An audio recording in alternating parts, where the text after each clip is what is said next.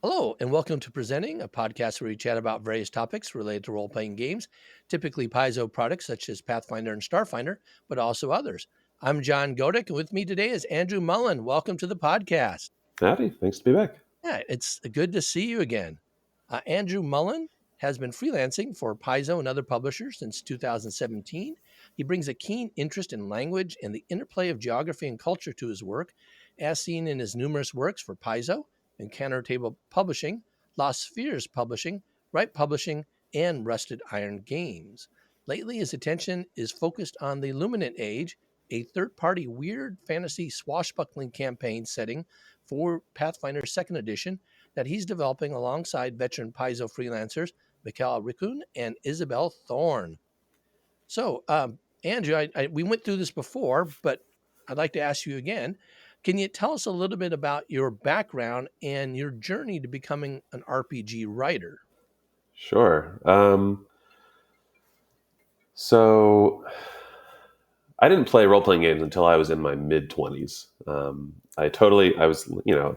I read Star Wars novels and played Magic and stuff as a kid, but I totally missed the D&D thing because a kid in my Boy Scouts troop described it to me as like, it's a game where you can do whatever you want. And at my age, I was like, that sounds horrible. Like you need rules to have a Yeah.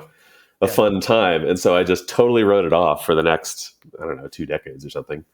So mid 20s, I was working at a bookstore and some friends there, talked about it. I was like, oh, I should try that, and ended up joining their game. And then, gosh, 4 years later, I started trying to figure out how to write. So Wow. I got hooked pretty hard, pretty quick. But yeah, I was playing home games and stuff, and then since we did play Pathfinder, and I listened to No Direction, I knew about Wayfinder, so I sent in a monster for that, and then off the back of that monster, I think I went to Gen Con the next year, and so I had that writing sample ready to go when I talked to Paizo folks about writing, and yeah, it just sort of progressed naturally from there. Well, I mean, I guess and there's a certain amount of luck in being able to go to a con, talk to folks, have the thing, and then have them be like, "Oh yes, I remember you. What else you got? How's this assignment sound?" yeah, and that was in 2017 that you went? Yeah, I think so. It was the 50th Gen Con. I think that was Okay. 2017. Right. Yeah, I didn't go to that one. I went to the next one, but it's amazing. So many people I've talked to have mentioned how they met people at conventions and were able to connect and do things. And with the pandemic, that mode has changed. It changed for like 2 years Yeah, because a lot of people weren't actively going to conventions. And so we're just now coming back to that again, which is where people can go to conventions and connect and do yeah. things again. So it's It's good to see. it's been encouraging to see that despite the face-to-face opportunities falling way off, I've seen Mhm. actually a lot more new faces in sort of the Paizo freelancing sphere. Right. I Mhm. assume Twitter's become a big networking, or has been for a while, a big networking place for role playing game stuff. And I think the Paizo devs are actively trying to get new voices and stuff. So it's Mhm. cool that despite supply chains and everything else falling apart and grinding to a halt, the sort of opportunities for Pathfinder freelancers have not dropped off quite so much. Mhm. I think that's a really good point. If somebody's interested in seeing open calls, especially, I think following Paizo developers is something that you ought to be doing because they've had a couple of them over time and they get a lot of responses really quick Yeah, and then the list fills up. So, so being on top of that, I think is important as well. yeah. I Now, know Luis Loza and Eleanor yeah, Farron are pretty active on that. They're the Lost Omens line developers. yep. hmm Now, since we last chatted, uh, I think it's over 2 years ago now, uh, So you've had another 2 dozen publications. So, how have you managed to be so productive in such a short period of time? it's funny to hear that exact number because I feel like the last 2 years I have not done like anything. I, I think part of that is probably just the it's like a 9 month delay between getting an assignment Right, and then it actually right. coming out. So I think it was some of the build up from that. Um, yeah, I don't know. Yeah, I am honestly very surprised that it is that many.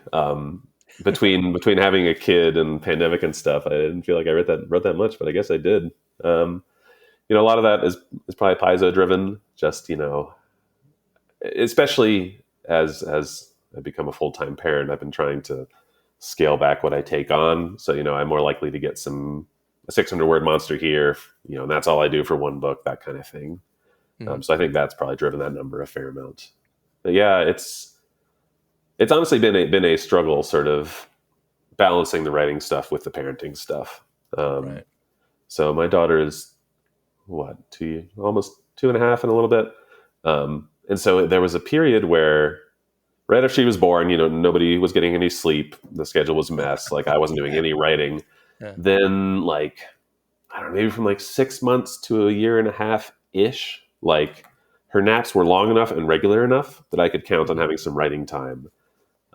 Or, as she got older, she could sort of be like on a blanket on the ground next to me with, Yeah. a toy or something, and I could get some Yeah. done there. And I made the mistake of thinking like, oh, it'll only get better from here. Like clearly this milestone of her independence and stuff is like good to go. Nothing will change.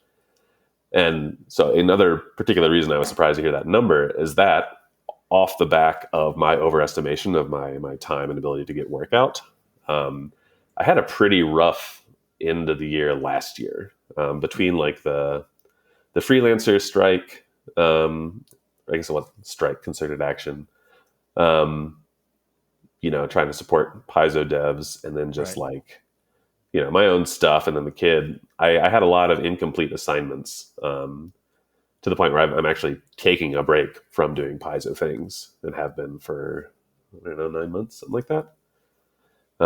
As I try to figure out, okay, now this child is like walking around and talking and needing more help, and I don't have as much time, and so just trying to figure out a healthy, non-stressful approach to my writing life and sort of my domestic life. Hmm. Hmm. And you have a job too on top of that, right? I did for a bit. I think probably last Oh, time we talked, okay. I was helping Yeah. fulfill orders, for Magpie Games, so their warehouse Yeah. here in Albuquerque. Hmm. That I stopped. I probably worked there for 9 months, and yeah, Okay. again, there came a point where I was like, okay, Yeah. I can't count on my daughter to nap in the dark conference room in the Right. Magpie office Right. while I tape Okay. boxes. So Right. Right. yeah, Right. and it was just part time, so thankfully it Yeah. wasn't a huge disruption to them. But Hmm. Hmm. Now, you are working on something, this Luminant Age project, which I'm actually pretty excited about. The weird part, whatever, but the swashbuckling, I like that part. Can you talk a little bit about that project and when we might expect to see it? so we've well, yeah, okay. I guess on expect to see it. So we have one, little zine already complete, up on our itch page. So it's luminant-age.itch.io. Um, we're in the middle of fulfilling our second one now. So I guess a big picture. Eventually, we want to put out like a 300 plus page campaign setting book. Hmm. Um, we have freelanced long enough to know generally how the writing side works, how much effort is involved, but the publishing aspect is new for all of us. That amount of Right. nitty gritty. So leading up to big fancy hardcover, we're like, maybe we should dip a toe in the water instead of Hmm. shoving in whole hog. Hmm. So our Hmm. first zine, Fauna of the Luminant Age, is a collection of like monsters. Raise some money to pay for layout and art and that kind of stuff. Um, the second one, the one we're working on now, is Armaments of the Luminant Age, and that is equipment and a bit about sort of like the material culture of the focus for our setting. Hmm. What's food like day to day, some little things like that. Um, Again, to drive money for illustrations and layout to get more people aware of the project. Right. Um, the next zine, should launch. I think we're looking at like January, February, and that'll be sort of in PCs. Hmm. And as we build up these little building blocks of chunks, chunks of stuff that gets us writing those things to then put in the big book. But it also helps us build our network of professional connections. We've got Liz Courts doing layout for this book, and Wow, ideally we'll be able to nice. stick with her for the Yeah. big book, since she, has done layout for third parties and stuff for a long time, and is very familiar with sort of the Pathfinder shtick, right? But yeah, it is. We're actively chipping away at it. We're making pretty good progress, but we're trying to be realistic, tempering our enthusiasm with the reality of things, like what is printing going to look like when we Right. launch the big book Kickstarter. I think that ground a lot of projects to a halt earlier in the pandemic and that sort of thing. Well, so I'll say something about that, then come back to another question though. So Ron Lundeen actually partnered with Owen Casey Stevens when he did Oh his yeah, that's right. Skullwood Blight launch, and he said Owen did a fantastic job of helping a lot of that stuff that Ron wasn't familiar with. So I would maybe suggest contacting him and his company if you want to have a partnership, but you don't have to. And I'm not paid for this endorsement, by the way. Yeah. Um, and the other thing I'll ask though is, what is the Luminant I Age? was You've just talked about all realizing. this stuff. So what is that? Okay, so gosh, it is a. We were just talking the other day about like what are the thematic cornerstones of the setting. So yeah, number one is weird. We want to sort of draw inspiration from I don't know if you played any of the Elder Scrolls games, but Morrowind, Mm-hmm. Yep. where Yep. it's on the volcano island. There's Mm-hmm. the architecture is wild. Instead of horses, they're riding around on giant bugs. That sort of Mm-hmm. thing. Nausicaa, the Studio Ghibli film. Yep. China Mieville is another, at least for me, a big inspiration. He's a British author who's done just some really cool books that are sort of outside the normal fantasy stuff. So Mm-hmm. we want to do something that is not kind of normal Euro fantasy or sort of like glaring kitchen sink. Right. Right. So for our project, that means a world that is kind of built on the ruins of another. Post-apocalyptic thing is not super uncommon, but we've, instead of focusing right after the collapse of society, this is 1,300 years later, Mm-hmm. where people have mostly built back. You're in sort of an Italian Renaissance-ish time frame. And now people are starting to figure out the world in earnest.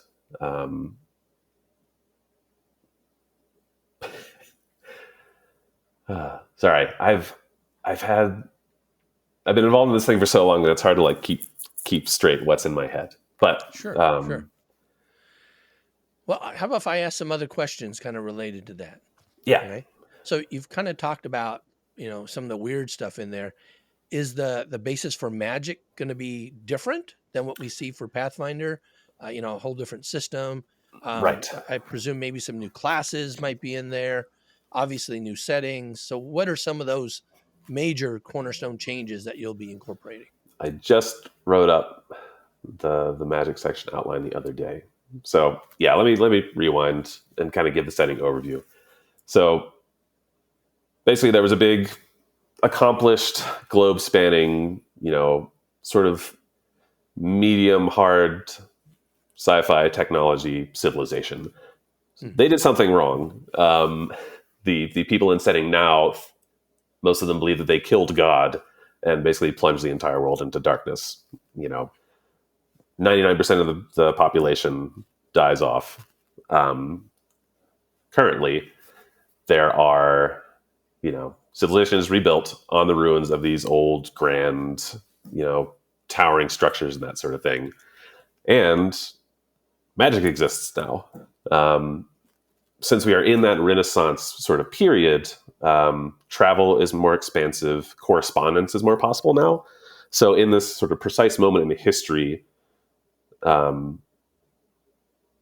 science is moving. So you have all these people all over the world who are suddenly able to correspond, and scholars are realizing, oh, there are these things in common with all these different magic users in our world. Cultural approaches and some of the specifics of spellcasting, like components of things, are different, but we are noticing these trends between these different kinds of casters. So, magic-wise, it is the Pathfinder 2e magic system. But because we have that sort of mechanical constraint. We're not going to use 100 pages or whatever to write all new Right. spells and all new magic system, all that stuff.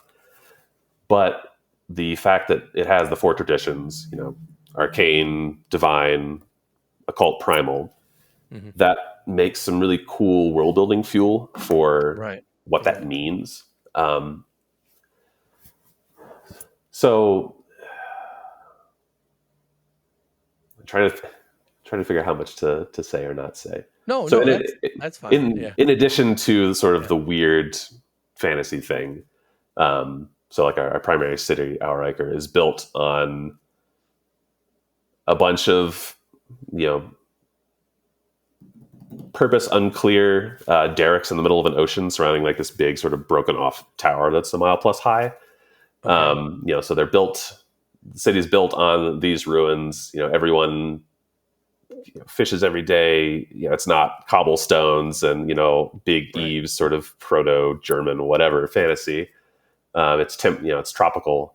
In addition to all that weirdness, God, sorry, my head is all over the place and I'm flubbing my transitions. It's okay. You asked about magic, yeah. So in addition to all the sort of the cultural and sort of like architectural differences, we wanted to take a different approach to faith and magic because Pathfinder and D&D's has a very established but very specific take on religion and magic. The whole you can fall as a paladin or a cleric thing. In real life, nobody has an inviolate link with the divine where they're getting vibes back and forth of how close they are to, being expelled from school, basically. So instead of that sort of more certain knowledge of divinity and sort of the more esoteric aspects of the setting, that's all much more unclear. So bolting that on to Pathfinder's magic is a little trickier. So instead of the anathema and the other one, the stuff you have to do as a paladin or a cleric, right. there are guidelines formatted in a similar way, just from a gameplay perspective. We'll give you. Right. So, for instance, the Angelite Church, they believe that the Mirror people, the previous civilization, killed God, ruined the planet, and then one of God's angels was like, "Oh man, this sucks for you guys. Here, I'll take out some of my eyes and put them in the sky to light the world now that God has dead and their final eye has closed and the sun has gone out." Right. So that religion sees that they were saved by this merciful angel. They don't have, clerics and champions in the sense that they have a pact with this angel directly. They don't know if the angel exists definitively. Spells like commune and stuff don't give you that same certainty. So instead of that more faith or more direct link to a divinity, you basically get empowered by the religion as an organization. So it'd be like if your local archbishop of your Catholic diocese was like, "Oh, you've been doing good stuff. You're part of the clergy now. We're going to go do the ritual to give you magic." Clerics and such can get empowered by their faith organizations. We've got a couple different religions. And then if you make everyone mad enough, they can take that away too. You can get excommunicated. Okay. Which does leave an interesting little sort of world building setting mystery gap there, because you can have people who are out of favor with the faith and are no longer associated with the church bureaucracy and hierarchy, but they can still cast spells because they haven't, been axed off of that sort of official connection yet. Right. So what does that mean for divinity and magic for the people in the world if, somebody, a giant heretic, can still access that power? Right. That's a weird little, point of uncertainty. And that's, I guess, that adds in another element for our sort of overall campaign setting themes. We want it to be weird, but we also want to sort of setting as mystery or puzzle to a certain extent. We have what is basically a fantasy setting through the lens of like Arthur C. Clarke or Hmm. Carl Sagan. I forget. Any sufficiently advanced technology is indistinguishable from magic. Right. Right. So previous civilization was pretty high tech, but 1,300 years later, rebuilt civilization. So much of that stuff is incomprehensible. The scientific principles that drove it, that kind of thing, Hmm. there's not the awareness to figure that out. So we want that general sense of mystery sort of in the past of the world, in how people interface it with it, and how people conceive of the world they live in. So Right. the one lens is they killed God, God's angel put the lights in the sky. Another one is there was some big war in heaven, and there were a jillion gods, polytheistic thing. Most of them killed each other, and only a couple are left. Those are the lights in the sky, and now we have to deal with the sort of metaphysical environmental disaster that is Mm. all of these dead gods in the heavens. So we want to have a sense of a sort of like wonder, uncertainty, mystery about a lot of the things in the setting. And divine magic is a cool way to do that, because we can take the certainties of the fairly well defined and regimented Pathfinder Right. magic system, and then figure out how to put it in our world in a way that still leaves a lot of questions unanswered. Yeah, it looks like a lot of tweaks to divine magic in particular, right? Yeah. That brings up a question that then you don't have the same expansive set of deities, I presume. You have something new or unknown out there, unnamed perhaps, Hmm. something like that. The other question I have, kind of, you alluded to this a little bit. If it's based on basically you're built upon the remnants of an old advanced civilization, does technology then pop up in the form of artifacts and things like that? Yes. So the zine that's going to come out soon, Armaments of the Luminant Age, has um, well, one, like, really artifact level in the game mechanic sense things. Like, one of the items in there is armor, a suit of actually, what if I can pull up the illustration? Yeah.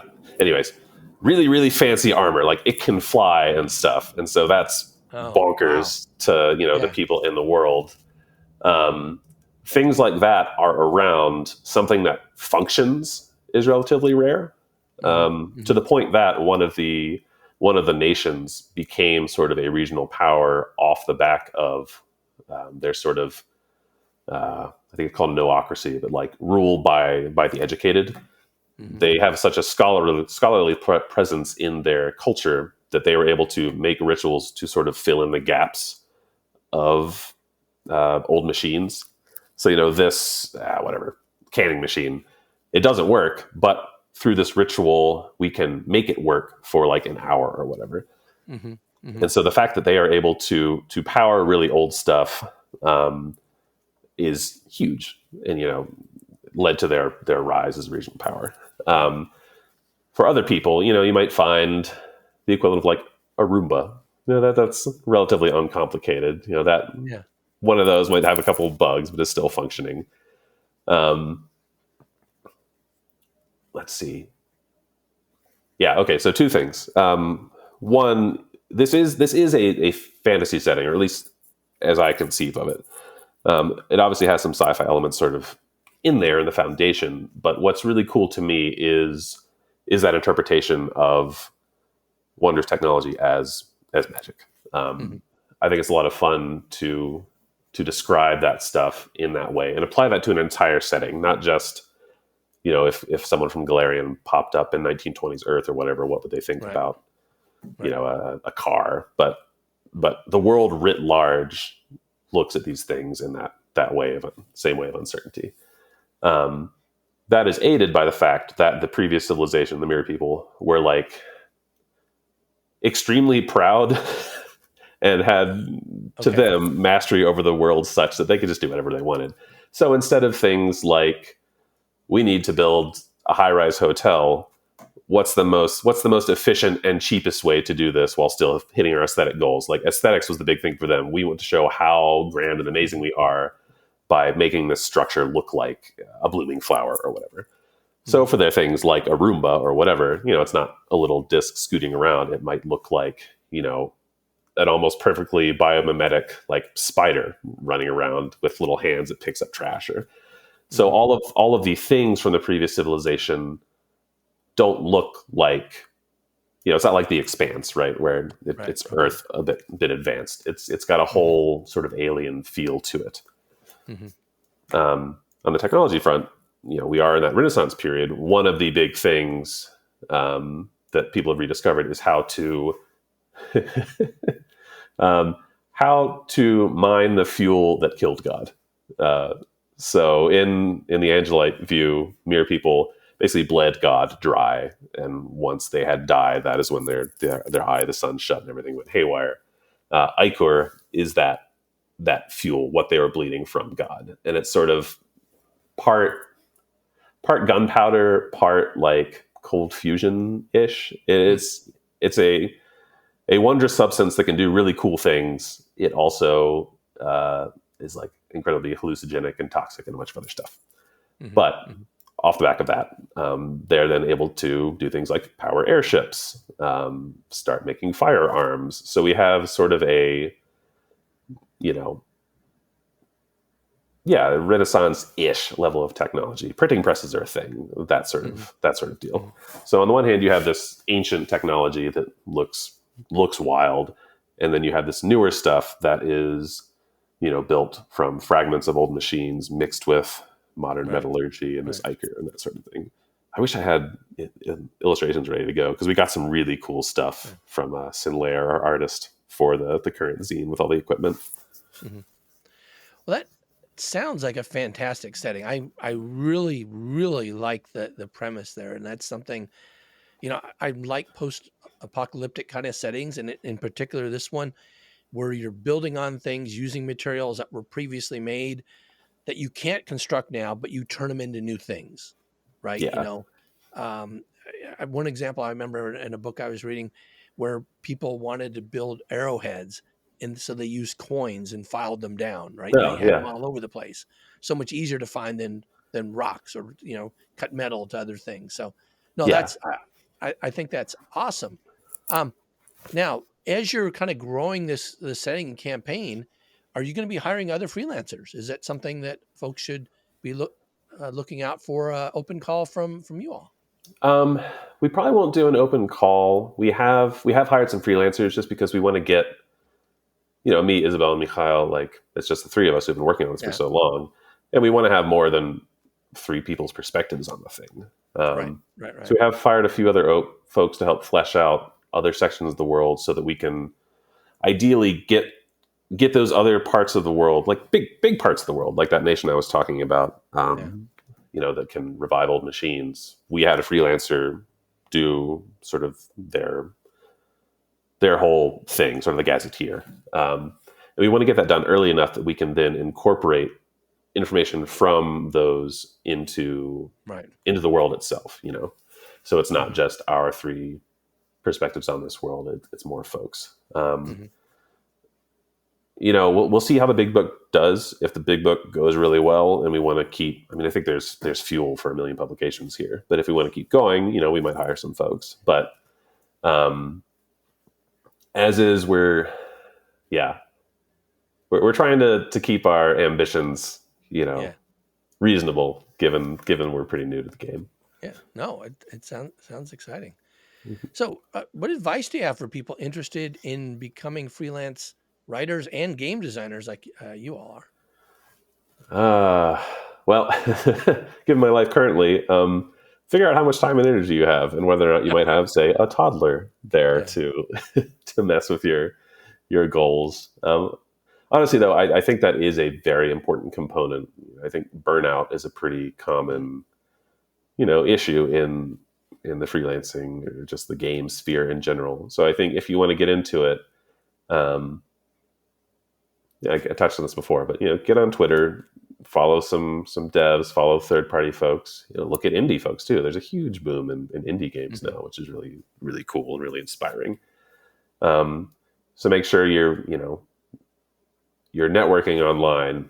What's coming down the pipe, but once you've got your writing samples ready, once you're reaching out to folks, if you land those first gigs, really try to keep an eye on, how much time you're using, how much energy you're using, what is a sustainable, healthy, but still sort of fulfilling or profitable way for you to do this work. Mm-hmm. Yeah, I mean, I've lost count of the number of friends I have who have had to take a year long break or more because they're like, I just used up all my fuel and I can't do it anymore. I mean, that's kind of where I am right now. Right. So yeah, the mental health and sort of burnout thing is really, really important.